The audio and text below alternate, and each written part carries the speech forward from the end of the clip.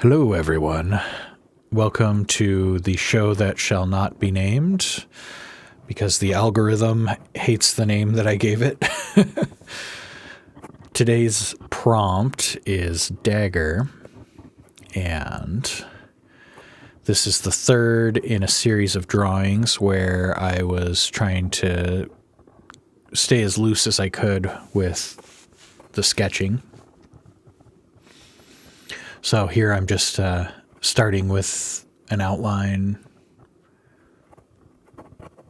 I decided to do a dagger sticking into a heart, like a sacrificial dagger. And then you'll see later I add some blood kind of swirling around.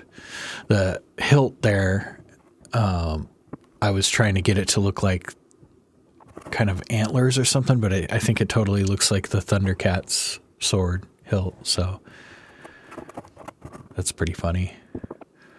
So yeah, there's the outline. I tried to keep it nice and loose. This one was kind of tough, staying loose with the outline on a dagger is, because they're very symmetrical, so it was a little bit of a challenge. And then this pommel at the top is very like skinny, and it looks okay like that. It's kind of weird though, so I'll fix it later in the drawing.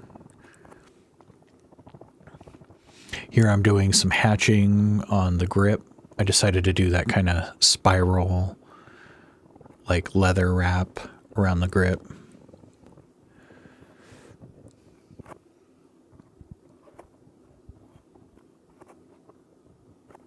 And here I'm adding some kind of like beveled edges where it's sharpened, and then more hatching in the hilt here.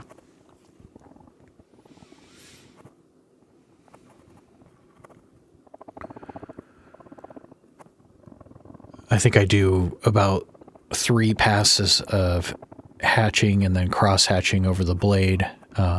It never seemed like really dark enough. I almost wanted to make it solid black for some reason. You'll see a little bit later. I keep going over it. I'm happy with the way this one turned out. It's not really what I set out to draw in the first place. I actually shot footage of maybe 2 or 3 drawings. I think it was 3 total. This is the one I settled on using, so.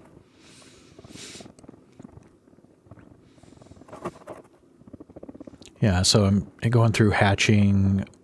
When I do this hatching, I like to follow the contour of whatever it's on. So, like these are the aortas or blood vessels. I don't know hard anatomy, but they're the tubes coming out of the anatomical heart there.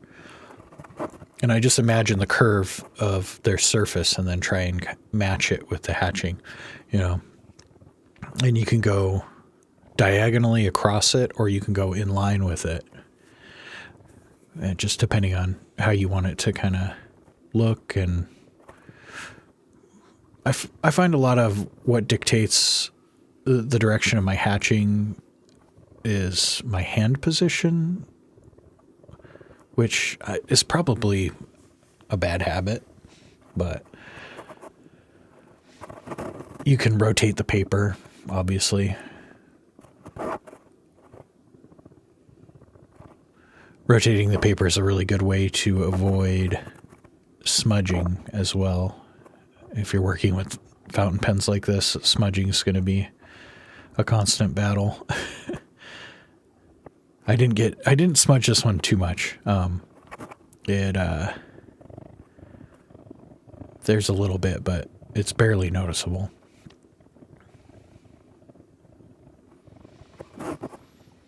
So yeah, I'm back to the thicker pen. This is the fine nib. The other one was extra fine. I switched back to the thicker one to get some darker blacks.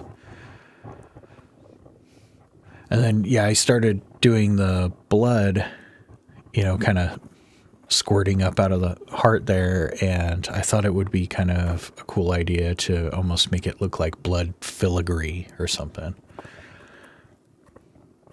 So I had a lot of fun with this one.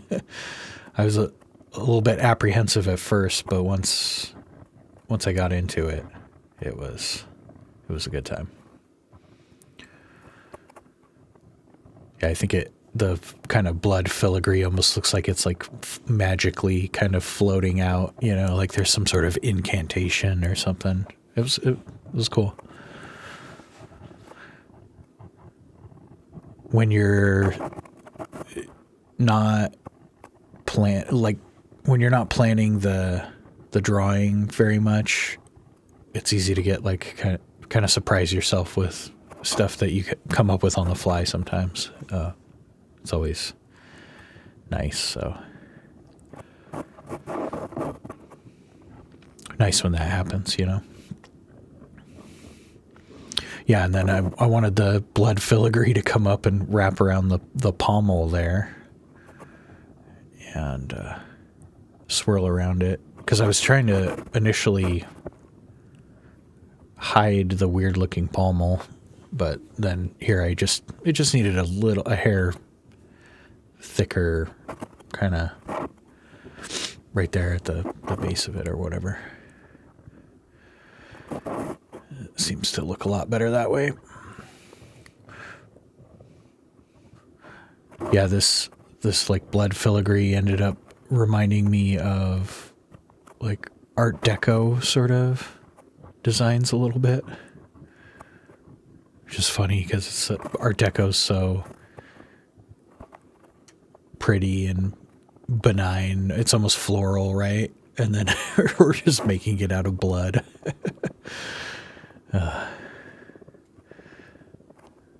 It's a fun juxtaposition, right? Yeah, so I decided to do some cross-hatching on this because I wanted it to be dark. I think the whole thing, I was feeling dark today. Spooky. Adding some vertical lines going down on the blade. I think the idea with that was just to have it look like it had been scuffed, like sheathing and unsheathing it. And then, yeah, here I'm doing some vague, like, background hatching just to give it a little bit of, you know, push it back, give it some depth.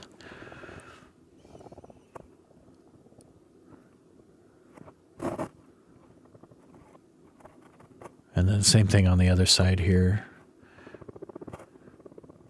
I like to just kind of have these hatches go in slightly different directions to make them kind of uneven. I find that if you like have them kind of come to like a T with each other, it's a little too much. Yeah, so up here in the corner, I'll pull the page down here in a second, I think. But I decided to do some more of that like blood filigree to just, you know, add a border at the top, you know. There we go. This is with the thinner lines, so I can get a little more detailed in there.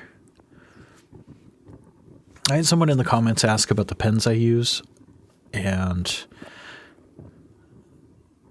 the reason that I use the two different pens is actually so that, because it's pretty subtle, the difference, but you can get a lot finer detail with the extra fine, with the lighter ink in it than you can with the platinum carbon and the regular fine nib. So it's a subtle difference, but it really, when you're drawing, it makes a big difference in the amount of detail that you're able to achieve. Yeah, I was just going along there and thickening up the outline a little bit, so, you know, to make it pop. And that's that. Thanks for watching. Like, comment, subscribe. Thank you to my patrons on Patreon. And I will see you on the next one. All right, bye.